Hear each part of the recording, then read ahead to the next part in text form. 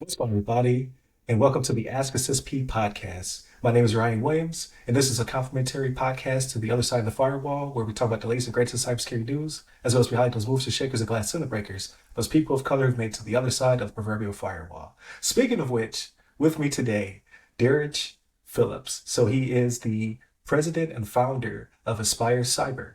He's also an Army veteran, so another military entrepreneur on the podcast. So that back to back. So last time we had a guest on the show, uh, Ivan Rivera, and Ivan was also prior Army. So it's just we do it right. We start businesses. We trudge forward. We do what we need to do. But without getting too far ahead of myself, right? So I've been blessed the past few weeks. I have a interview lined up pretty much every week. Derek reached out to me. He has his own podcast, all that good stuff we're going to talk about. And I just really like his content. And it's also very relevant to the conversation that we've been having over the past several weeks to do with CMMC. So let's just hop right into it. Let's get a little bit of your background, your cybersecurity origin story, and what you're currently doing. Awesome. Well, thanks for having me, Ryan. Definitely happy to be here and enjoying the content that you're putting out. So my origin story started 2 weeks after high school graduation. I was in Army basic training, and that's where I started my cybersecurity career. Served 4 years in the Army. In that role, I was a telecommunications operator maintainer, which is a long phrase for just ComSec custodian, focusing on Gotcha. encrypting the military data, the secret and top secret network. And that was a good experience for me. Last year in the Army, I deployed to Iraq, exposed to working with defense contractors. So that Right. opened up my eyes to that opportunity. And 6 months after returning from Iraq, I went back as a defense contractor, Okay. working in the Security Operations Center. And then I worked for several defense contractors, the largest one being Lockheed Martin. Gotcha. And so I spent a total about 3 years in Iraq, a year and a half in Afghanistan. And then by about 2012, I was kind of done with being in war zones. I decided, okay, let me transition to Right. back to America and see if I can do the cybersecurity thing in the private sector, which I did, and worked for several large companies, Hewlett Packard Enterprises, information security officer. And prior to starting to Aspire Cyber, I worked for Bank of America as a third party risk assessor. And it was in that Awesome. role where it really opened my eyes to working with small businesses and realizing that so many of them don't have that cybersecurity expertise in house. So that's really the void in the market that Aspire Cyber feels, trying to help those small businesses navigate their cybersecurity compliance requirements. No, that's a really good uh, trek up, right, to where you're currently at. So already having your feet in the water, so to speak, when it came to ComSec, which that transition uh, is I see it a lot actually. So I was not a ComSec guy, right? I worked with the ComSec guys and information assurance guys. I was a network guy, but I see a lot of them able to make that transition a little bit easier, right? Because I always have to explain my network background and what does that mean to cybersecurity. As Right. I'm a cybersecurity guy in the military, and now I want to do this on the outside.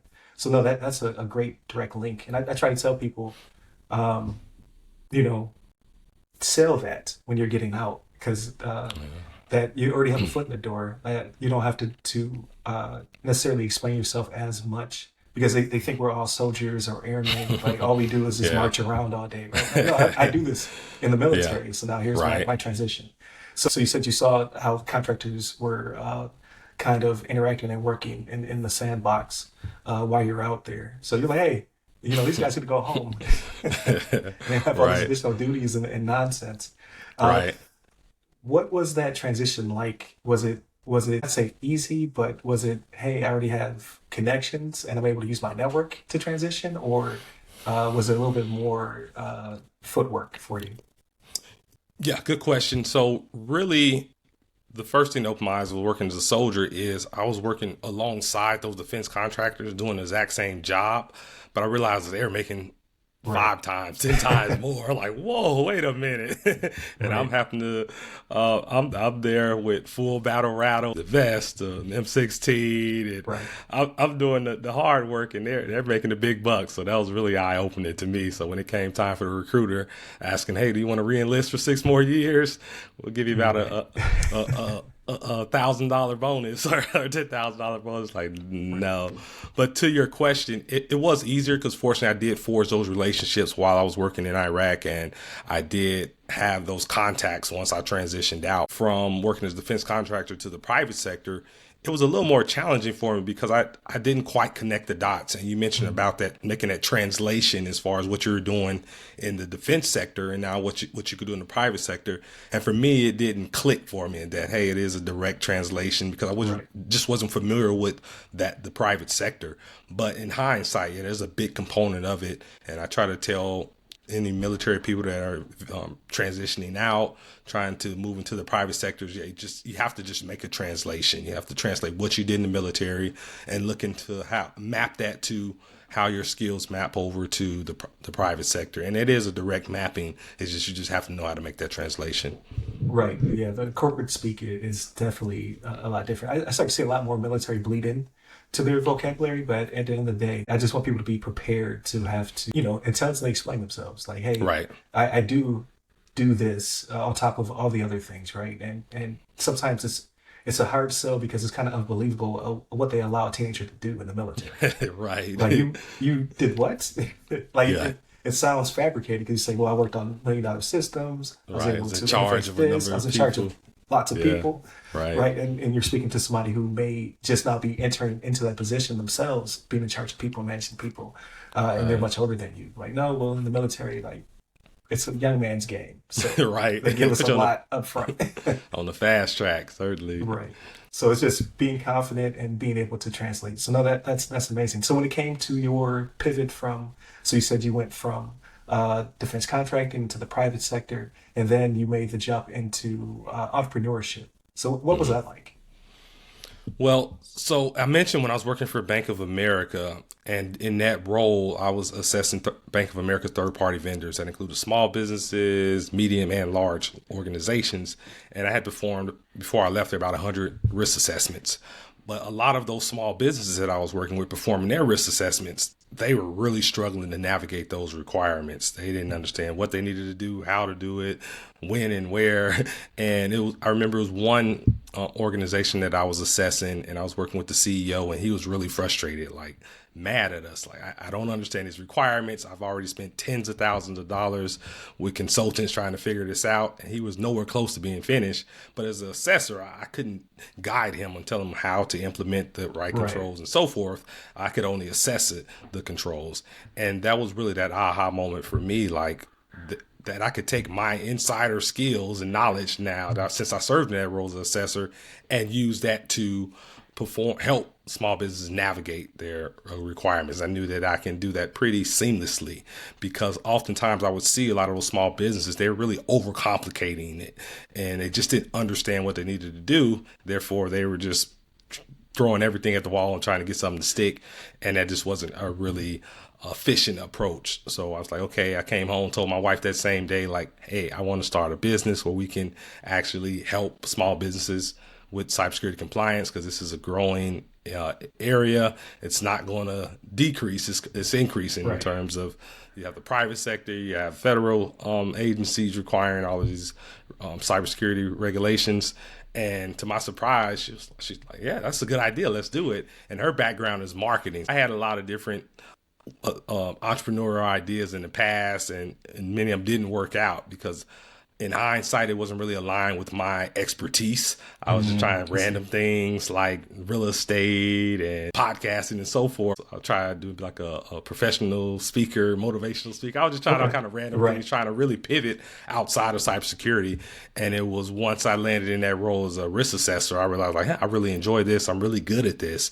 And I've been doing this at this point for 17, 18 years. Why not start a business in this area? And you would think it was counterintuitive to me, but yeah, it should have made the most sense. But once my wife was like, hey, let's do it.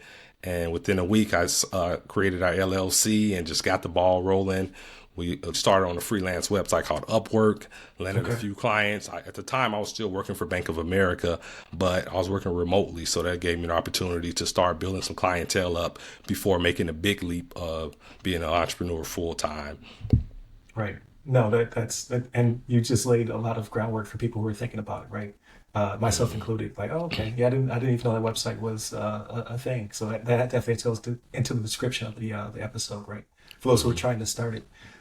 So two things. So um, one, I'm disheartened that consultants were doing a bad job, right? Like, so at, I have experience, consulting experience now, right? So when I left the military, went to the private sector, I did consulting. But what was good about that was I could say, hey, here's your readiness assessment or your actual assessment. Because like you said, I can't give you the answers to the test, right? This is a Right. snapshot of where you're at currently. And compliance doesn't necessarily mean security, but you've been wasting money on both. That's a shame. Here is your whatever grade, doing an Hmm. SCSF or what have you.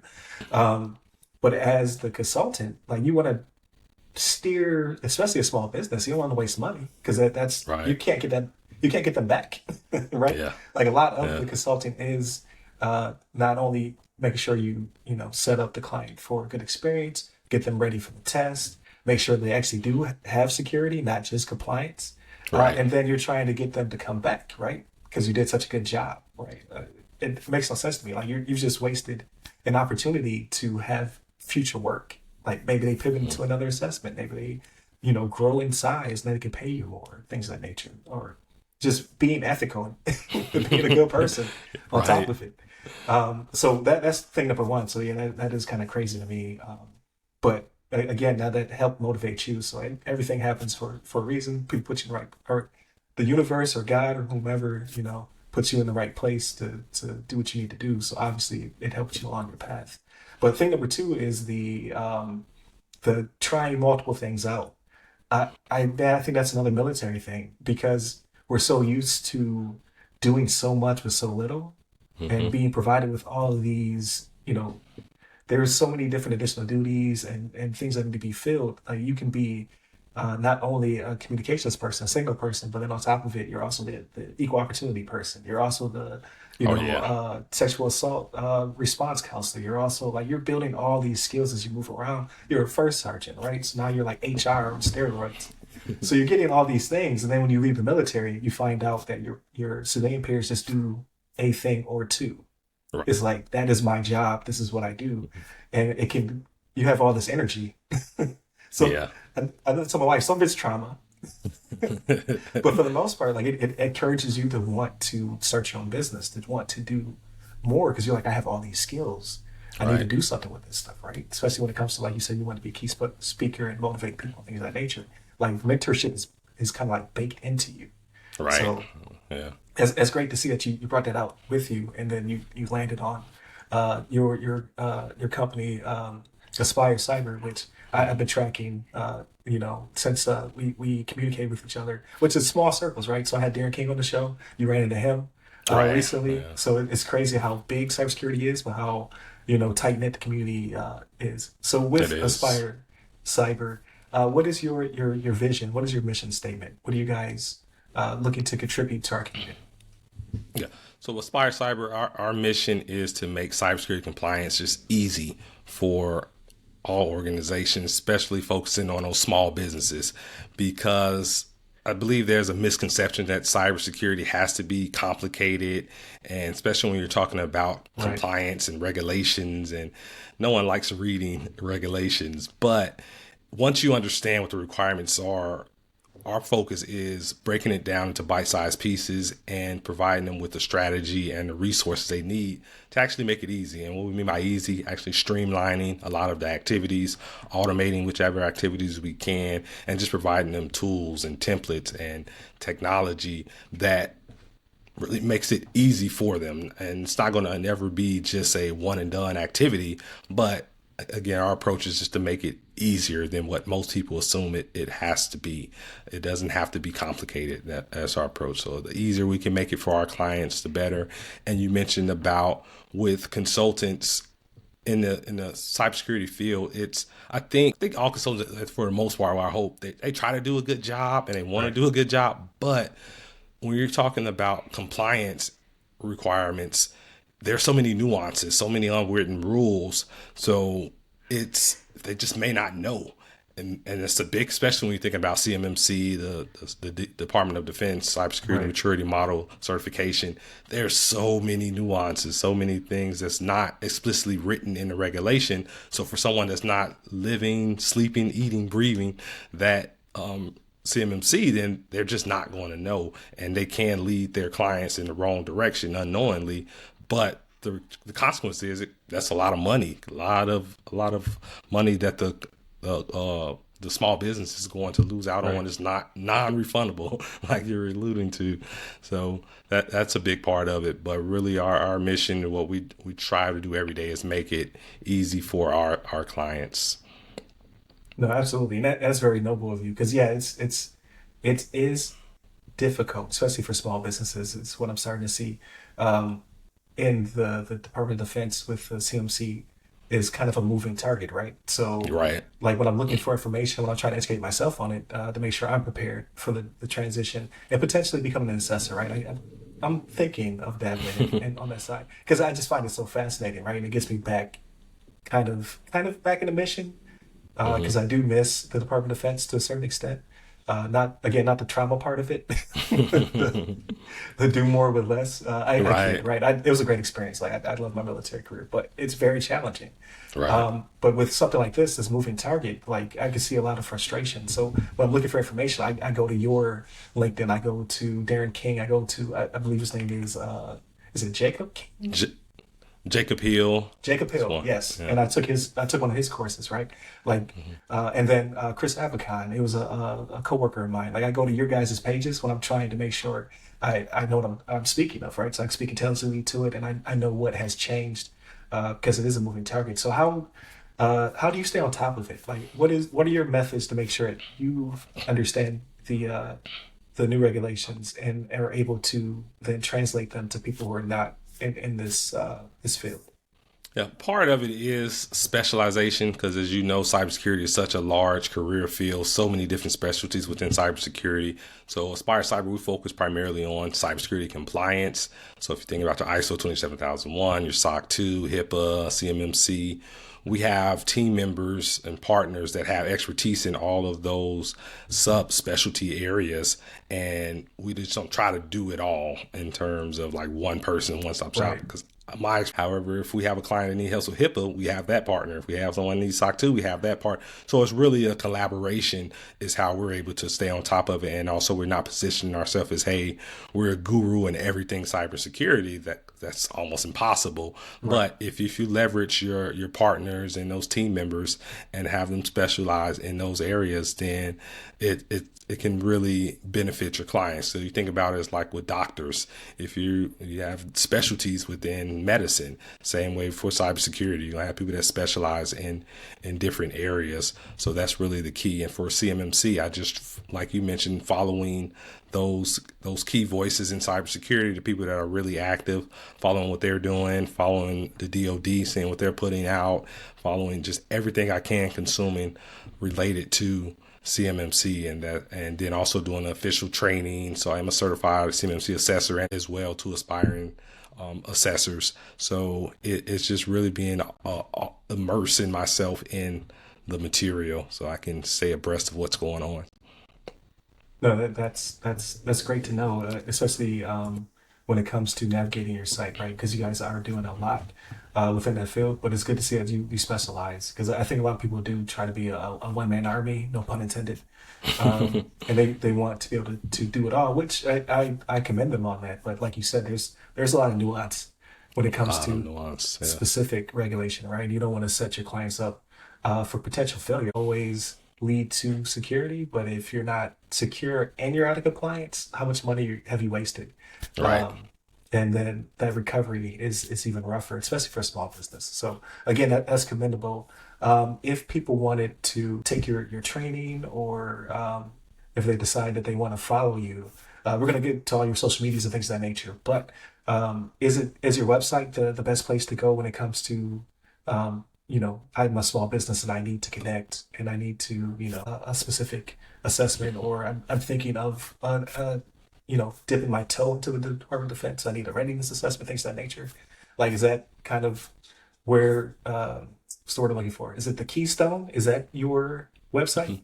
Yeah, I would say aspirecyber.com. If you're looking for services, you need assistance, ASAP, yeah, that'd be the best place to contact us because our phone number is on there, our email, and we'll respond really quickly, typically the same day. And Right. if you call us, I'll pick up the phone and answer. But other than that, I have other social media platforms that I just share free information, like our YouTube channel, so Aspire Cyber YouTube channel. Also, I just recently started doing YouTube Shorts, just kind of sharing behind the scenes of what it's like to be an entrepreneur in the cybersecurity field. And LinkedIn, I'm very active on LinkedIn as well. So just trying to lead with value, share as much information as I can. So as I'm learning, I'm sharing. No, that's great. And so that's a great segue. So thing number one, there's no marketing deals or any campaign here. Like I literally want this information myself. So that's why I ask those questions. And typically we come into a discussion completely cold is what I like to do. So I know what questions to ask, but I do have some of the answers to the test because we did talk beforehand. Because I think you're trying to make sure I wasn't crazy. So what I tell people is if I record and you're crazy, I'm just not gonna use the material.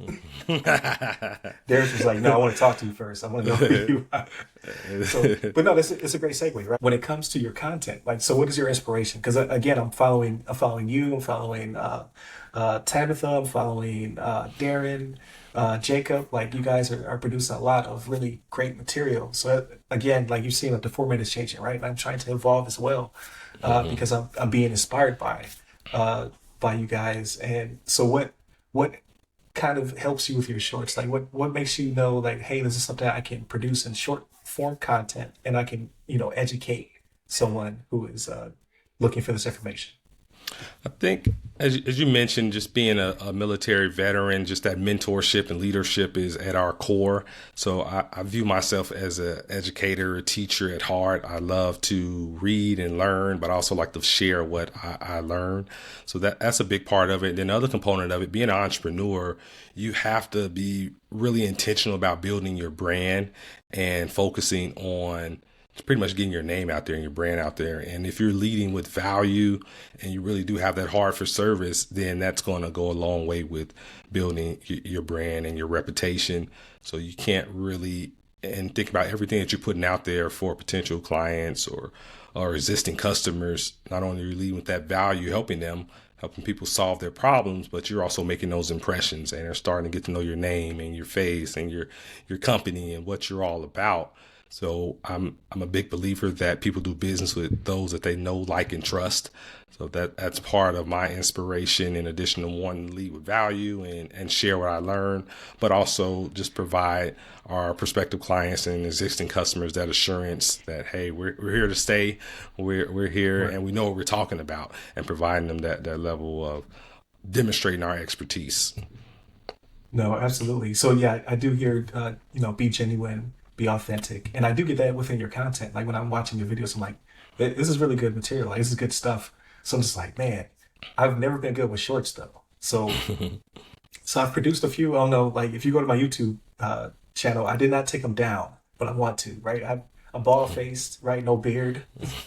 My like hands, me, like me, baby face. but like my hair is real short. I'm still wearing a brown tee because I'm deployed at the time, right? I'm making all these cybersecurity shorts. What?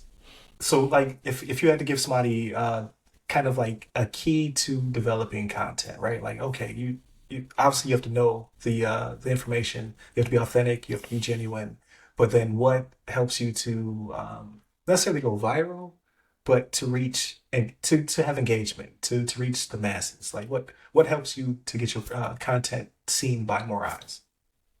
Yeah. So first, once you identify, okay, who are you serving? Who's the audience you're speaking to? Now you want to identify, okay, what are their problems? What solutions are they looking for? And then create content around that. And yeah, it's hard to approach it from saying, okay, I want to go viral. I want to have X number Right. of views. Just more so like, okay, like you mentioned, just getting some type of engagement and just delivering something that someone's going to find useful.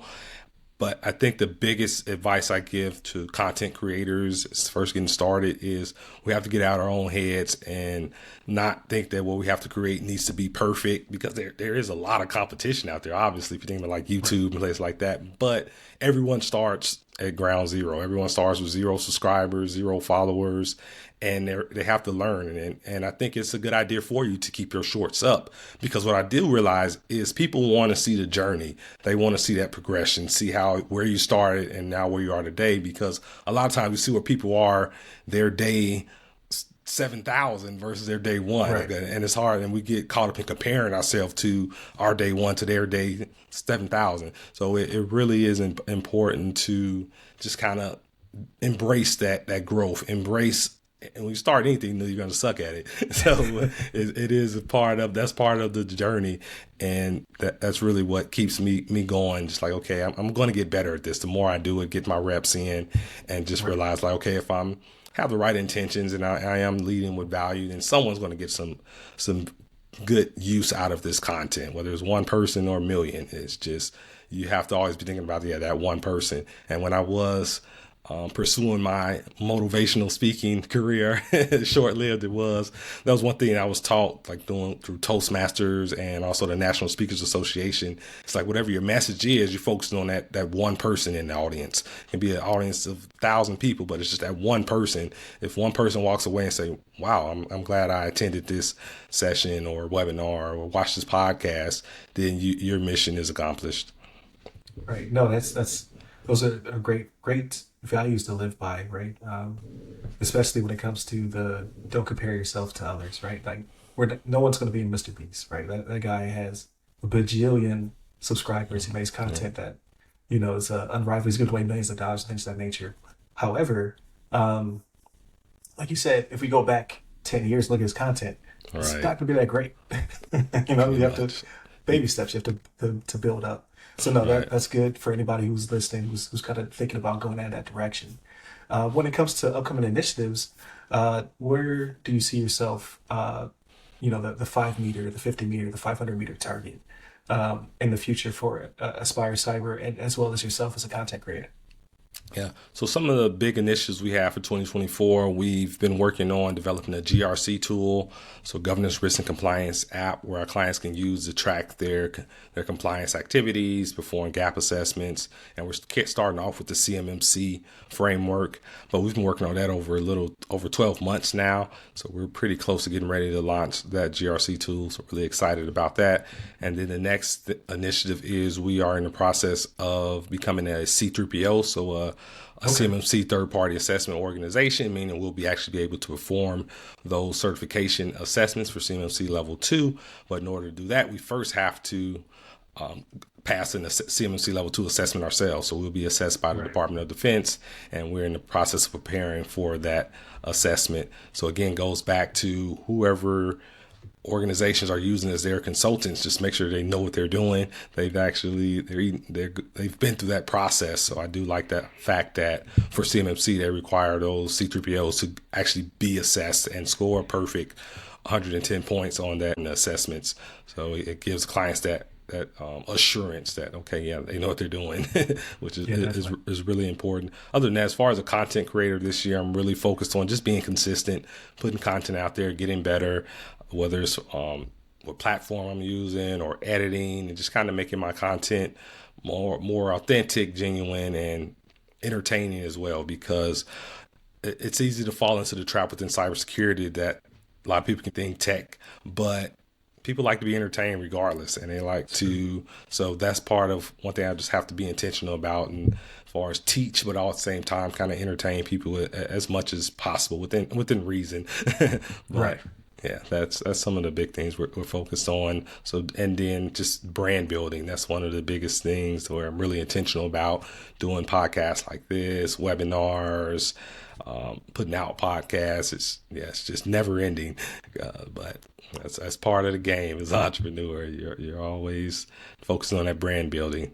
Get people to know who you are and what you can do for them. No, absolutely. So yeah, when it comes to the mentorship, I mean, you're still doing it, like not only through your business and your content, but even in this conversation, because you're probably the third or fourth entrepreneur I've had again, I've been blessed to speak to in the past month, and all of you are grinding so hard. Like, it's inspirational. It's like, man, if I want to build my brand, if I want to create my business, this is what I have to look forward to, right? And it's not just the grind, but it's the fruits of your labor, right? So Yeah. you have, you have the company, you have the clientele, and you have content, which is very inspirational and educational. So I definitely appreciate you, as well as the Darrens, the Yvonnes, the Aisha Hollands, Chelsea Pierre. Like the list goes on and on and on. People I've talked to. So if I did not mention you, best believe I follow you on LinkedIn, and I absorb your content. So I mean, even look at the format change here. Like I saw you and Dr. Burt Miller both using this, I believe it's called Riverside, and I was like, you know what? I like the way it looks. It's pretty clean. Let me go check it out. And then now you're the first one who is on the format. So hopefully all this records. I'm honored. I'm honored, and certainly I'm following you as well, and think you're putting out great content. So I yeah, appreciate that. every podcast you put out can make a difference in terms of inspiring someone and giving them career guidance, or just giving your guests a platform that you've created. So that's something that you should be proud of. No, yeah, I definitely appreciate that. Hopefully my son who wants to play Fortnite right now, I was like, nah, I need the PC because we share the studio, right? So hopefully he Yeah. appreciates it as well. He, But speaking of studios, so I saw a picture of your rig, right? You have to kind of break it down. Like you have, it's really cool looking. Like I saw you had the lights, you got the obviously the camera, but I also saw the green screen. So what have you been doing with that? Oh, so yeah, that studio was so basically I was contacted by EC Council. They are a certification body, and they have like the ethical hacker certification Right, and several CA, others. Yeah, CHFI, yeah. exactly. But I also didn't know at the time that they have the largest cybersecurity learning platform as far as courses. So I was contacted Okay. by one of their content editors last year, like last June. They said, "Hey, you want to create a CMMC course for us?" Like, great, yeah, why not? And Okay. it ended up being a lot of work. I didn't anticipate it at the time. It took about 6 months just because they have a really particular format they want you to follow, and it was Gotcha. ended up being a 4 hour course. But the studio you saw was a studio near local here in Dallas that I went to and just rented some Oh, okay. time there. I wish I did have Got all it. that equipment at home, I was like, that's but in his yeah. office? I wish, no, but I basically went there just to record the video portion, Okay. just to make it look really, really nice. That's outstanding. So do you know when it may go live? So it's actually live now. They published it on their platform at the end of December. So, Okay. as of this week, over 30, I think 5 people have signed up for it and gone through the course. We have about 17 5-star reviews. I'll make sure to share the link with you. Yeah, definitely. Like, oh, But you definitely wrote that. I wasn't even aware. So, yep, so it's on their platform right now. It's their only CMMC course on their platform. So certainly, oh, I'm something wow. Yeah, so you have a really captive proud audience of. as well. Yeah, Yeah, really that's proud of. awesome. Yeah, But it, congratulations. Thank you. It was a lot of Um, work, though. I was like, wow, I was regretting it at times. Like, why did I do this? I'm juggling so many other balls. There's so much else going on. right. When I initially said yes, I was like, I can knock this out in a week or two. 6 months later, like, why? But now that it's done and it's out there, that's something that I'm glad I did. No, that's outstanding. So I think you're maybe like I know Jacob Hill, he does training as well, but I think Chelsea Pierre, I know she did some. I'm not sure if it was Udemy or what have you, but she also said it was a lot of work.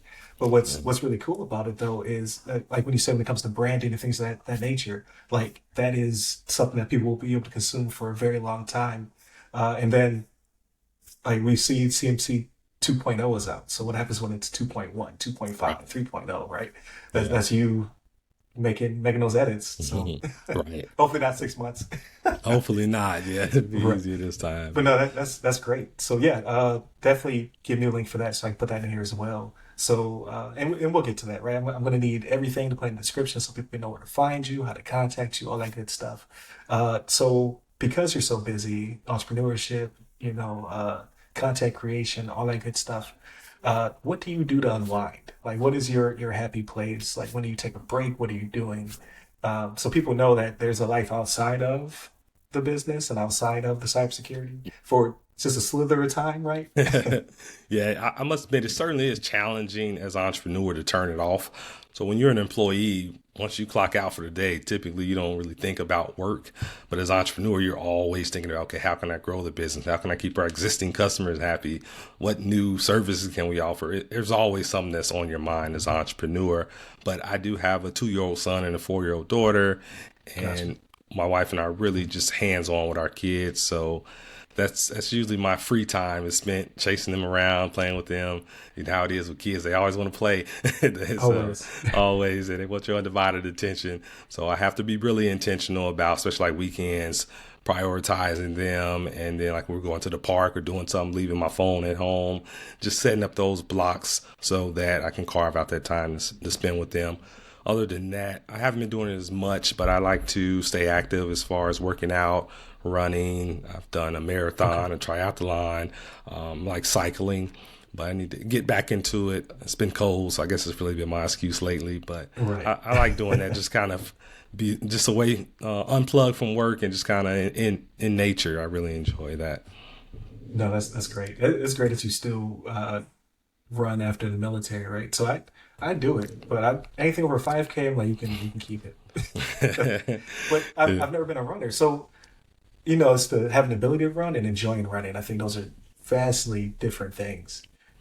People talk about the runner's high, right? You run like 5 miles, 10 miles, like you'll get it. Never, I've never gotten a runner's high. Just like I'm glad this is over, but it's Yeah. I like being in shape and things of that nature. But yeah, I know a lot of people once they leave the military service, they're like, I'm not running anymore.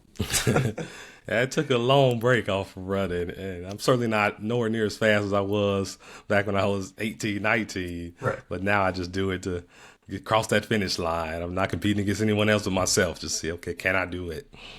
Right. No, that's great that you keep up with it, and being intentional with your time. I think that I've heard that several times because you have to be intentional with your business and things of that nature, right? But what Mm. about those people at home? Oh Like yeah. when you blow up, you're the Jeff Bezos, you're the Elon Musk, right? uh, what you have to look back and say, well, what did I do with my family time and things of that nature, right? So just speak that to the air, right? Because I'm on the ground floor, so when you IPO, I'm gonna need to be there I got you, for man. the GRC tool and all that good stuff. But no, that's great. So before I let you go, right? Because we do still have a little bit more time. Um, what have I not asked you, right? You've been on. You create content. You've been Mhm. on other people's content. If you were the host of the show, what would you wish someone would have asked you? And it could be anything. No Yeah, pressure.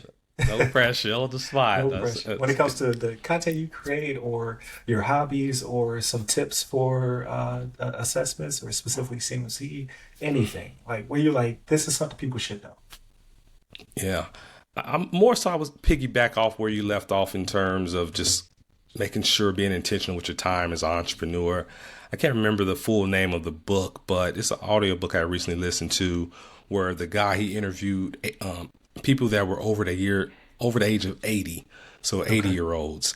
And what I found really impactful about that book is a lot of these people are very successful in their career before they retired, but of all the people we interviewed and asked them, okay, like what was the most important things for them? What did they regret? Things like that. None of them said they wish they worked more.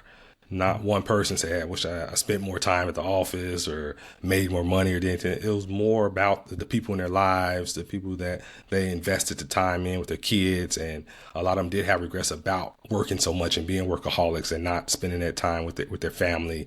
And that's something that I try to keep top of mind for me because, again, it is really hard to turn it off as an entrepreneur because it might Right. just always going.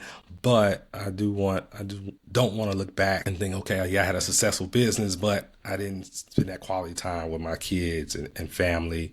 So that's something where I just always try to find that equilibrium and be Right. intentional about it. But it's not easy. But it's certainly, fortunately, with small kids, yeah, they don't take no for an answer. They're aggressive. So Right. I was like, hey, I'm gonna go with it and just being intentional about it. So that's one of the biggest things. Just kind of recapping on what we talked about with comparison.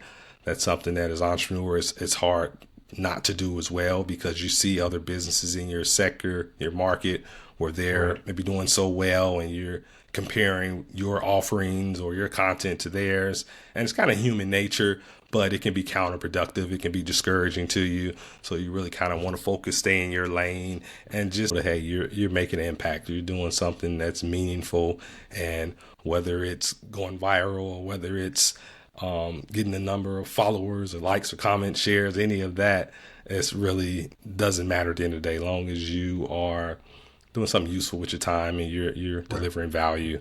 So those are just things that you really have to try to keep top of mind, because it is easy to lose sight of that and to get discouraged and think about, okay, I'm not working long enough. It can just be a constant tug at your time and your energy. But ultimately, kind of going back to that book I listened to with the 80-year-olds, is just at the end of the day, what's most important. You're going to want to have your health, and you're going to want to have your loved ones near, because work's going to be there. At some point, you're going to retire. So it's, just kind of learn how to prioritize. No, that's great. And that's good to put, like you said, top of mind for people who are thinking about dipping their toe in the water, whether it be to start their own business or if they are working for someone. Being a workaholic is not just a military thing. I'm starting to see it's a American thing in general, right? Like very hardworking culture, sometimes to the detriment of our health, right? Everybody else is living longer than we are, and yet we're out here grinding every day. So it's not to say to not work hard, but it's, like you said, where's the equilibrium? What are you doing for yourself? What are you doing for your family? I think that's a great point of discussion that a lot of people are not talking about currently, right? They're just talking about, like, how do I become the next Jeff Bezos or so on and so forth, right? That self-care is so important. And what I started doing also is like waking up earlier in the morning. So typically I wake up at 5 a.m. before the kids wake up, and I just kind of have usually at least an hour to myself where I can meditate, exercise, maybe do some reading, nothing work related, but really focusing on myself. And that meditation has helped me a lot. Just kind of reset my mind, clear my thoughts, and just having that me time for that small period of in the morning and starting my day off right, wake me up, where then it's just off to the races. So that has helped too, or that self-care. Okay. So before I land this plane, right, before I wrap it up, when it comes to meditation, a lot of people are not good at it.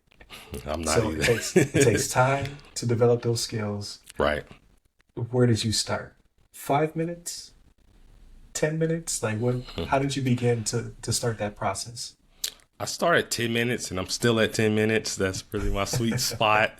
And for anyone who's tried meditation, it's not easy. Those thoughts are going to keep creeping in. But the more you do it, the more you get better at it. But I don't know if you ever get to the point where you just completely can zone out and not have any intrusive thoughts. But I know when I like guided meditation, so that's one thing they kind of repeat in the guided meditation. The thoughts are going to come in. You just let them blow away like leaves or something, like just don't get distracted by it. So, but I'm a big fan of meditation. You're a veteran, You said blow away like leaves, like you got the metaphor down and all. But no, thank you so much for your time again. I appreciate you reaching out and being part of the podcast. I definitely want to have you back on the show, especially with how you're growing and those initiatives you have in the future. I definitely want to discuss those things as they come up, and new things as they start to sprout as well. When it comes to being impactful, like I know a lot of people are going to get a lot out of this.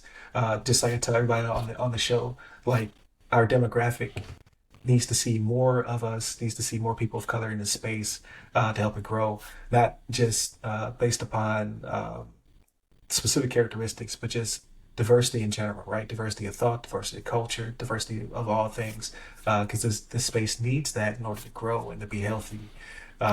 And I think we're making strides, right? But we still make up less than 10%. I want to see that grow over time.